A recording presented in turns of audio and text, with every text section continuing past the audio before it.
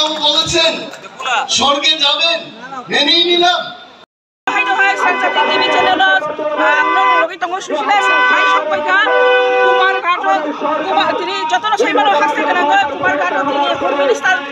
অমিত শাহ ভাই সংবাইজাক তাই বাংমা দিবা হাসতেনি নেতা মন্ত্রী লোক বাবার ভাই সংবাইজাক কাবর আছে কয়মান কাওরা শুক্লা সরণ নোয়াতিয়া মিনিস্টার বকক সাউইতো করে খাইছা মিলাই নাই তিনি অজগা যে সমর্থনকারী লোক যে বিজেপির হামজাং নাই যে তীব্রাবতার হামজাং নাই যে সমর্থনকারী লোক গোবাং মানুষ ফাইসা যুব সালাই নাই লোকসভা নির্বাচনত তৈরিন মাজই তো নেই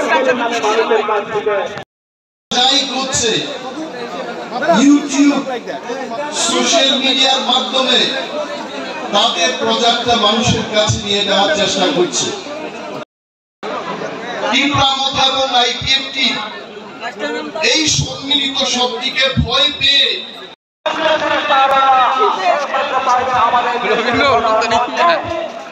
আমাদের প্রধানমন্ত্রী নরেন্দ্র ভাই মোদীর নেতৃত্বে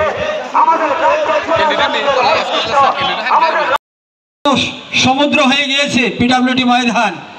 বাইরে আমি আর বাইরেও একদম সারা রাস্তাঘাট ভরে গিয়েছে। তো মাননীয় গৃহমন্ত্রী তো মঞ্চে উপস্থিত রয়েছেন আমাদের কেন্দ্রীয় মন্ত্রী, তো উনি মঞ্চে এসে উপস্থিত হয়ে যাবেন। কিছু যতক্ষণ পর্যন্ত আমাদের মাননীয় গৃহমন্ত্রীজির বক্তব্য শেষ না হবে ততক্ষণ পর্যন্তই আমরা এখানে মাঠে থাকবো। ওনার মূল্যবান বক্তব্য 1980 সালের দাঙ্গা আমাদের উপহার দিয়েছে, আবার 97 সালের কথা আমরা ভুলবো না। ত্রিপুরায় উগ্রপন্থা সমস্যার এই কথা আমরা ভুলবো না।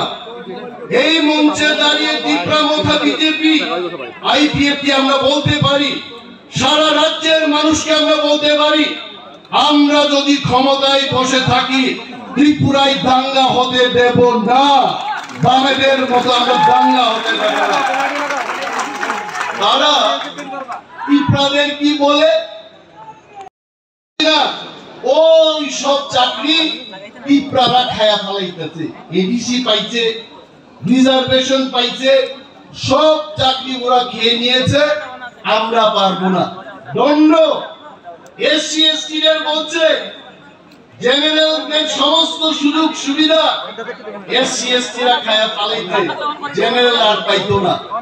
বেকারদের বলে আমরা বেকারদের চাকরি দিতে চাই, কিন্তু আমরা পারি না, কারণ ওই যে কর্মচারীদের বয়সের সীমা 58 থেকে 60 বছর করলাম, মানে প্রত্যেকটা অংশের মানুষে মিথ্যা মিথ্যা বলে এরা 35 বছর ত্রিপুরাতে শাসন করছে।